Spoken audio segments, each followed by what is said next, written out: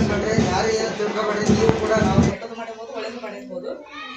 ಆದರೆ ಅದು ಕಿತ್ಕೊಂಡು ಹೋಗೋದೇ ಮಾನವ ಜನ್ಮ. ನಾವು ಕಿತ್ಕೋಬೇಕು ಯಾವತ್ತು. ಆ ಕೆಟ್ಟದ್ದು ಮಾಡಿದ್ರೆ ಬೈದ ತಕ್ಷಣ ಅವ್ರು ಬೈಯೋದು ಇವ್ರು ಬೈಯೋದು ಮಾಡಬಾರ್ದು. ಆ ಮಾಡಿದ್ದು ಕೆಟ್ಟದ್ದು ಅಂತ ಹೇಳಿದಾಗ ಅದನ್ನು ಕಿತ್ಕೊಂಡು ಹೋಗೋದು ನಿಮ್ಮ ಧರ್ಮ. ಮುಂದಿನ ತರಗತಿಯಲ್ಲಿ ಚೆನ್ನಾಗಿ ಓದಿ ವಿದ್ಯಾವಂತರಾಗಿ ಒಂದು ಒಳ್ಳೆಯ ನೌಕರಿಯನ್ನು ಎಸ್ಕೊಂಡಾಗ ನಮ್ಗೆ ಇಲ್ಲಿ ಒಂಥರ ಏನಾಗುತ್ತೆ, ಎಲ್ಲ ಶಿಕ್ಷಕರಿಗೂ ತುಂಬ ಸಂತೋಷ ಆಗುತ್ತೆ. ಮಾತಾಡೋದು ಯಾರು ದಡ್ಡರಲ್ಲ. ದಡ್ಡರು ಅಂತ ನಾವು ಹುಟ್ಟಿದಾಗ ಯಾರು ದಡ್ಡ ಇರಲ್ಲ. ನಾವು ದಡ್ಡರು ಆಗ್ತೀವಿ ಅಷ್ಟೇ, ಪ್ರಯತ್ನ ಇಲ್ದಂಗೆ. ಭಾಳ ನಮ್ಮ ಮಾಸ್ಟ್ರು ಭಾಳ ಅದನ್ನು ರೂಪರೇಖೆಯನ್ನು ಮಾಡಿದರೆ, ಭಾಳಷ್ಟು ಅದನ್ನು ಚೌಕಟ್ಟಲ್ಲಿ ಅದನ್ನು ವಿಸ್ತಾರ ಮಾಡಿದರೆ ಅವರಿಗೆ ಮೊದಲು ನಾನು ಧನ್ಯವಾದಗಳನ್ನು ಅರ್ಪಿಸ್ತೀನಿ.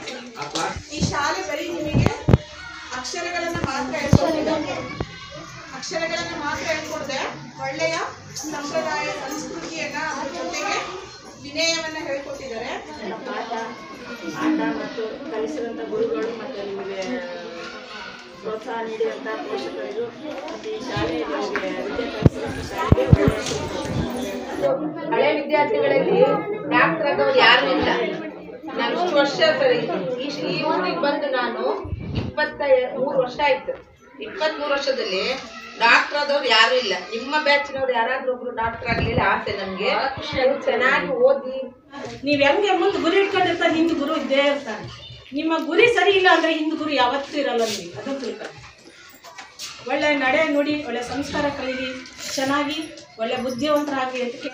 ಫಸ್ಟು ಮನೇಲಿ ತಂದೆ ತಾಯಿನ ಗೌರವಿಸ್ರಿ, ಶಾಲೆಯಲ್ಲಿ ಶಿಕ್ಷಕರನ್ನ ಗೌರವಿಸ್ರಿ. ಆವಾಗ ಏನಾಗುತ್ತೆ, ಸರಸ್ವತಿ ಏನಾಗ್ತದೆ, ಅಲ್ವಾ, ಕಲಿತಾಳೆ. ಹಾಗಾಗಿ ನಿಮ್ಮೆಲ್ಲರ ಜೀವನ ಒಳ್ಳೆಯದಾಗಲಿ, ಶುಭವಾಗಲಿ. ನೀವು ಏನೆಲ್ಲ ಗುರಿಗಳನ್ನು ಇಟ್ಕೊಂಡಿದ್ದೀರಿ ಎಲ್ಲ ಗುರಿಗಳು ಈಡೇರಿ ಅಂತ ಹಾರೈಸ್ತಾ ನಾನು ಮಾತುಗಳನ್ನು ಮುಗಿಸ್ತೇನೆ. ಎಲ್ರಿಗೂ ಶುಭವಾಗಲಿ. ಧನ್ಯವಾದಗಳು.